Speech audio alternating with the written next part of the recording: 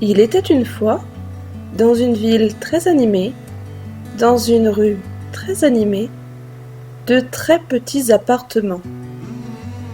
Dans l'un vivait Hermann Schubert, c'est ici. Dans l'autre, Rosie Blumann, c'est là. Hermann habitait au 7e étage. Il aimait les plantes en pot, jouer du hautbois, les yaourts à la mûre, l'odeur des hot-dogs en hiver et regarder des films sur les océans. Rosie habitait au 5e étage de l'immeuble d'à côté. Elle aimait les crêpes, écouter de vieux disques de jazz, les courants d'air dans le métro l'été, les caramels qui collent aux dents, chanter sur l'escalier de secours et regarder des films sur l'océan.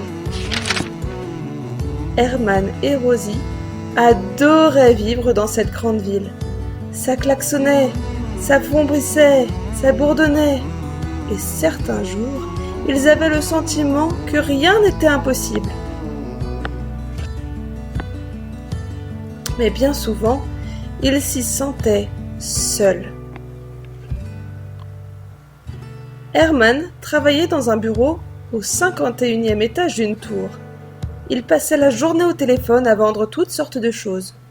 Les gens n'avaient pas nécessairement envie d'acheter quelque chose, mais cela ne dérangeait pas Hermann, il aimait tout simplement parler à quelqu'un. Rosie travaillait dans un restaurant chic des quartiers résidentiels. L'après-midi, elle pédalait jusqu'à son cours de chant. Tous les jeudis soirs, Rosie chantait 2 heures dans un petit club de jazz du centre-ville. C'était son moment de bonheur de la semaine. Un soir, en rentrant du travail, Hermann entendit un son. C'était un son pas habituel de la ville. C'était un son différent. Quelqu'un chantait et c'était merveilleux. Il éprouva la même sensation que s'il avait mangé du miel à même le pot.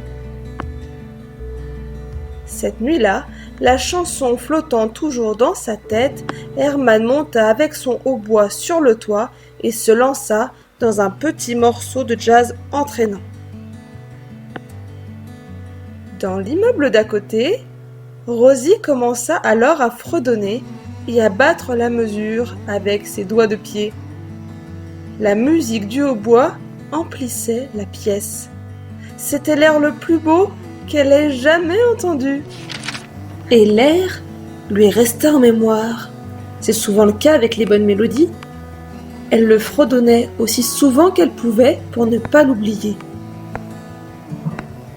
Pendant des jours et des jours, ce fut comme si la musique les accompagnait.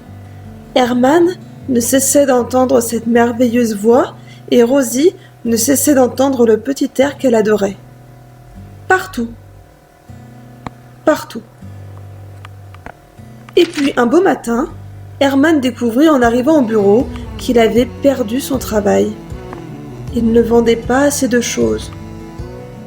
Hermann était pourtant persuadé d'en avoir vendu beaucoup, mais en réalité, il était si heureux de parler avec quelqu'un au téléphone qu'il en oubliait souvent de vendre quoi que ce soit. Ce soir-là, au club de jazz du Chien Galeux, Rosie chanta comme jamais. Mais il n'y avait personne pour l'entendre. À la fin de son numéro, Rosie apprit, elle aussi, une mauvaise nouvelle. Le club fermait. Hermann quitta son bureau pour la dernière fois. Il n'était pas d'humeur à jouer du hautbois ce soir-là. Rosie ne se sentait pas d'humeur à chanter non plus. La ville semblait plus sombre, bruyante et oppressante que d'habitude.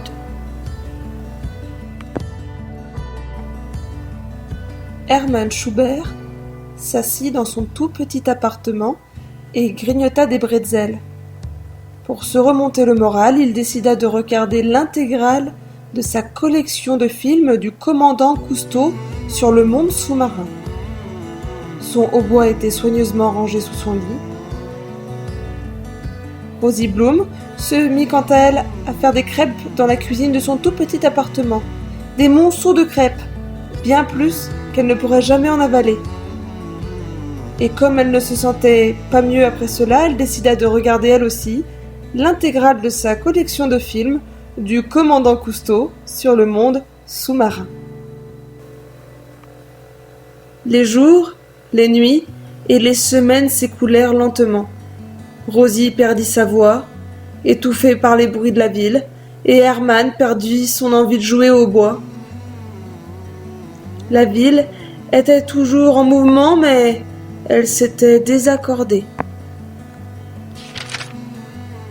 Et puis un beau matin, Rosie se réveilla en sursaut. Elle avait envie de caramel qui colle aux dents. Herman aussi se réveilla en sursaut. Il lui fallait absolument du yaourt à la mûre. Mais il faisait tellement beau dehors qu'Herman oublia aussitôt son yaourt et Rosie son caramel. Au lieu de cela, ils partirent se promener et marchèrent. Marchèrent. Marchèrent. Et marchèrent encore. Jusqu'à ce qu'ils arrivent tous deux au même endroit, où ils achetèrent même un hot dog. Puis chacun rentra chez soi. Cette nuit-là, Herman sortit son hautbois de dessous son lit et se dirigea vers le toit de son immeuble. La ville semblait contente de le revoir. Même ses fracas et ses klaxons semblaient s'harmoniser. Rosie était en train de cuisiner. Elle se sentit étrangement heureuse lorsqu'elle entendit le petit morceau de jazz qu'elle adorait tant. Elle lâcha sa poêle à crêpes. Il fallait absolument qu'elle suive cet air. Bondir, grimper, sauter jusqu'à lui.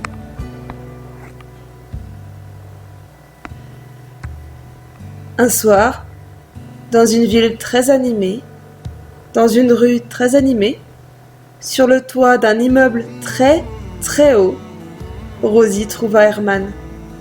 Et Herman trouva Rosie.